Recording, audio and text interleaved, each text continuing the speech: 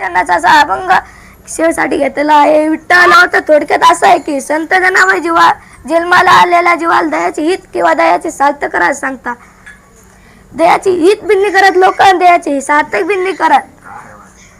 दयाची हित कोणत्या साधनेने होईल ते फक्त भगवंताच्या नावाने होईल. ते तुम्हाला मी दोन गोष्टी सांगतो. एक भक्तिवाला माणूस आणि एक बिन भक्तिवाला माणूस. एक भक्तिवाला ट्रक चालवणार होता आणि एक दोन्ही ट्रक चालवणारे होते. एक दोघं चालले होते रस्त्यानं, खड्डे होते मंदात.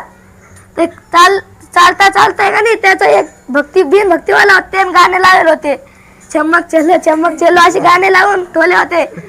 ते दाताने मग काय त्याला खड्डा दिसला नाही, तिच्या आता गेलं मग ते डायरेक्ट खल्लाच झालं. आणि तो भक्तिवाला माणूस होता, त्याच्या इच्छा हरिपाठ सुरू होता.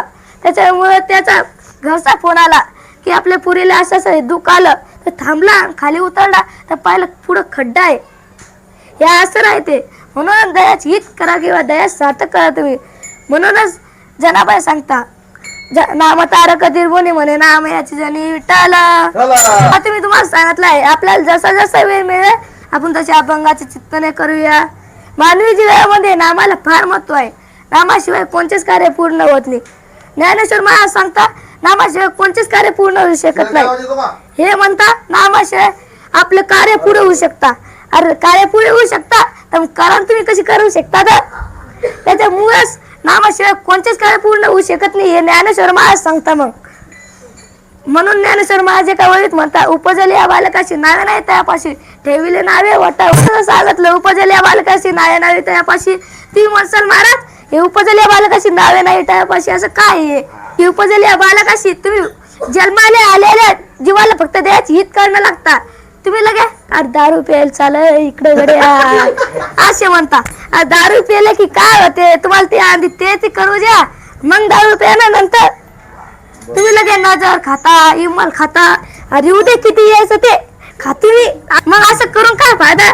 तिच्यावरती तुमच्या दयाची हित किंवा दयाचे सार्थक करून उपजली या बालकाशी नावे नाही त्यापाशी आपल्या नावाचं सार्थक करा. तुम्ही लगे दारूच्या नावाचं सार्थक करता. इकडं तिकडं इकडं जाता नाही लगे. एक माणूस होता असं चालला वावरात, तेल दिसलं दारूचा वास यायला लागला त्याला. तसंच गेला निघून वावराकडे. दारू वास पाहिलं इटो इटोय तिकडे गेला, दारू पिली आणि पडला राहून वावरात डायरेक्ट. आणि त्याचं पोरग तिकडून आलं आणि म्हणाला बाबा उठा.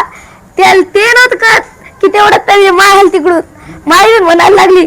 ते डायरेक्ट पॅन्टीतच मुतलं. त्याने म्हणे अरे काय रे बाबा तू सगळी इज्जत घातली आमची. तू लेकरू आहे म्हणे, त्या लेकराची पण इज्जत घालायच न करून तू. आणि त्या लेकरा याच पाय म्हणे मग तू सार्थक करणं म्हणे. तुला तेवढं प्यायचं तेवढं पे म्हणे. मग मूत तेव्हा ती पेना नाही झालं म्हणे. आता ती बरं पितो म्हणे. मग तेव्हा ती माय होती म्हणे. तेव्हा ती मस्त हे नव्हतं पेत. तर मग त्या हे नगन करून दिलं म्हणे माझ्या संग. तर माझ्या सगळे द्यायची सार्थक बी नाही झाले. फक्त रोज भांडे इकडं जाय तिकडं जाय शिवा खाय हे शिवायला याच म्हणे डोक्याचं.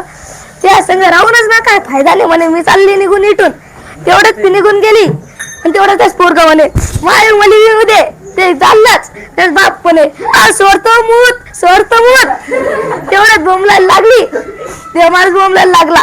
ते माणूस म्हणे आता नाही आता पेराळ नाही म्हणे डबल मूत. आता सोडून दे म्हणे आजच्या वर येणं विठ्ठल.